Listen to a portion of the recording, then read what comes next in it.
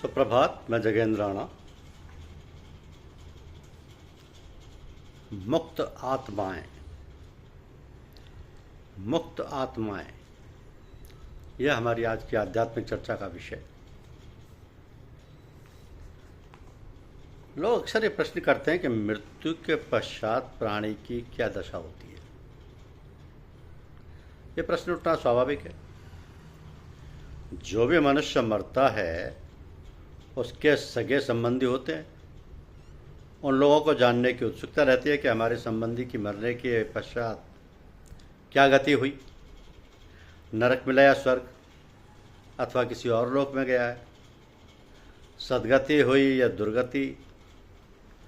तो प्राचीन समय में मृतक प्राणी की आत्मा की शांति प्राप्ति के हेतु बहुत सी क्रियाएं कराई जाती थी, जो आज तक किसी न किसी रूप में प्रचलित हैं।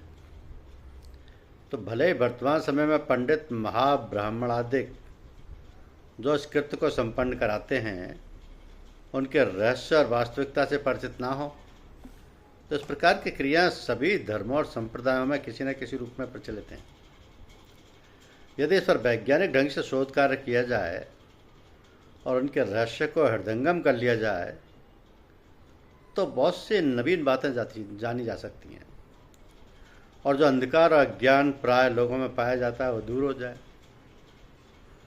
तो स्वार्थी लोग अपने कल्याणार्थ जो अनाप शनाप अनावश्यक व्यय कराते हैं वो बच जाए और जो भ्रांति है वो दूर हो जाए। तो जागृत अवस्था में मनुष्य की सारी इंद्रियां, मन, बुद्धि आदि सब काम में लगे रहते हैं। शरीर का कार्य और व्यापार चलता रहता है। स्वप्नावस्था में शरीर सो जाता है। सूक्ष्म शरीर जिसमें मन की प्रधानता है कार्यरत रहता है। वही सब कार्य उसी प्रकार होते हैं जैसे जागृत में होते हैं। अंतर इतना है कि स्थूल शरीर सोया रहता है, कोई विषय वस्तु नहीं होती है, और न स्थूल शरीर इंद्रियों का कार्य करती हैं। केवल वासना, इच्छा और सूक्ष्म इंद्रियों से काम होता है। अब तनिक ध्यानपूर्वक हमारा विचार करें कि स्थूल शरीर और स्थूल विषयों से स्वप्न अवस्था में हमारा कोई संबंध नहीं रहता। केवल वासना से, इच्छा से, ख्याल से बिल्कुल जागृत अवस्था की तरह सब काम होता है।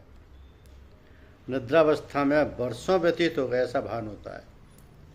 जो ही निद्रा भंग तो ही समझ में आता है कि अरे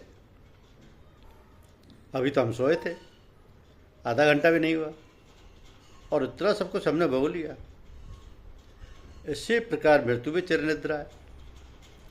मृत्यु के पश्चात स्थूल शरीर तो पड़ा रह जाता है, सूक्ष्म शरीर कार्यरत रहता है। तो जिस प्रकार निद्रावस्था में शरीर सोया रहता है, निश्चेत रहता है, उसी प्रकार सूक्ष्म शरीर मृत्यु के पश्चात कर्मानुसार भोग भोगता है। इसी को वासना में शरीर या यातना में शरीर कहते हैं। अब अंतवती सो गति, तो अंतवती सो गति के कथनानुसार तब तक दूसरे जन्म धारण करने का समुचित समय और अवस्था नहीं प्राप्त होती जब तक वासना में शरीर से भोग भोगता है। जागृत अवस्था में मनुष्य को अपने आप पर अधिकार लेता है। किसी विचार को, कार्य को जहाँ चाहे तहाँ रोक सकता है।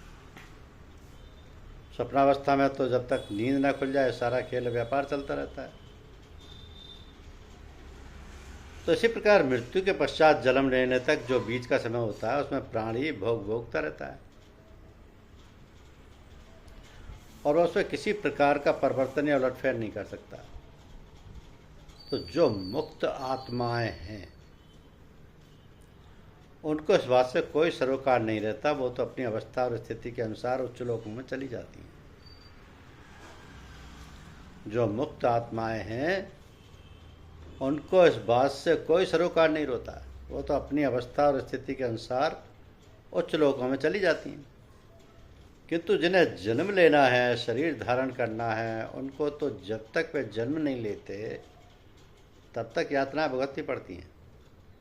इस अवस्था में सुख और दुख दोनों प्रकार के भोग होते हैं। किंतु ध्यान रहे कि भोग तो वे ही होते हैं जो जन्म न मिलने तक के हैं। जैसे सुषुप्ति के भोग निद्रा भंग होने तक रहते हैं। अब प्रश्न उठता है कि स्वप्न के बाद सुषुप्ति होती है। आप सुषुप्ति अवस्था का अनुभव तो करते हैं। प्रगाढ़ निद्रा में व्यक्ति किसी प्रकार के स्वप्न नहीं देखता, वो केवल सोया रहता है और उस अवस्था में उसे कुछ भान नहीं होता है। इसे ही सुषुप्ति कहते हैं। तो जागृत अवस्था से स्वप्नावस्था में जाने पर जब सूक्ष्म शरीर सो गया तब मन भी सो गया। जब मन सो गया तो सब व्यापार अपने आप बंद हो गए। जैसे स्वप्नावस्था में विषय और वस्तुओं का अभाव था, उसी प्रकार सुषुप्ति अवस्था में इच्छा और वासनाओं का अभाव हो गया। अब क्या दशा है? केवल अज्ञान है। ज्ञानार्जन करने के जो साधन रूप ज्ञानेंद्रियां और मन है वो सुप्त है, सोए हुए हैं। जब गाढ़ी निद्रा की अवस्था से हटकर स्वप्न और जागृति में पुनरागमन होता है, तब ये भान होता है कि बहुत सुख था, आनंद था सुषुप्ति में। तो जिस प्रकार सुषुप्नावस्था से हटने पर दुख, शोक, हर्ष, आनंद इत्यादि का प्रभाव जगने पर भी अनुभव होता है, उसी प्रकार सुषुप्ति अवस्था का सुख और आनंद भी अनुभव में आता है। तो अंतर इतना है कि स्वप्नावस्था में तो दुख सुख दोनों का अनुभव होता है, किंतु सुषुप्ति अवस्था के पश्चात केवल सुखानुभूति होती है, क्योंकि वहाँ तो वह प्राणी अपने निज स्थान पर होता है जहाँ विषय वासनाओं का स्पर्श नहीं होता। पर दुख और सुख कैसा? तो जिस प्रकार एकाग्रता की दशा में व्यक्ति शांति और सुख के अनुसार अनुभव करता है, ठीक उसी प्रकार सुषुप्ति अवस्था हटने पर एकाग्रता रहती है और शांति और सुख का उसे आभास होता है। बहुतों ने ऐसे चित्र देखे होंगे जिनमें किसी के ऊपर आरा चलता है, कोई पाप के हौज में है, कोई विष्ठा के हौज में पड़ा है, कोई खौलते हुए तेल के कढ़ाई में डाला जाता है।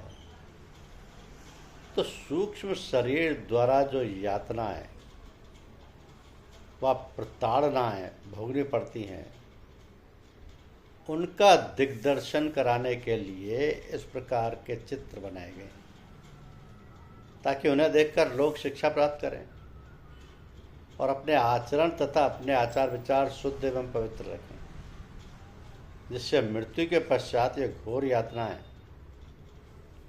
कष्ट एवं विपत्तियां उन्हें झेलनी ना पड़े।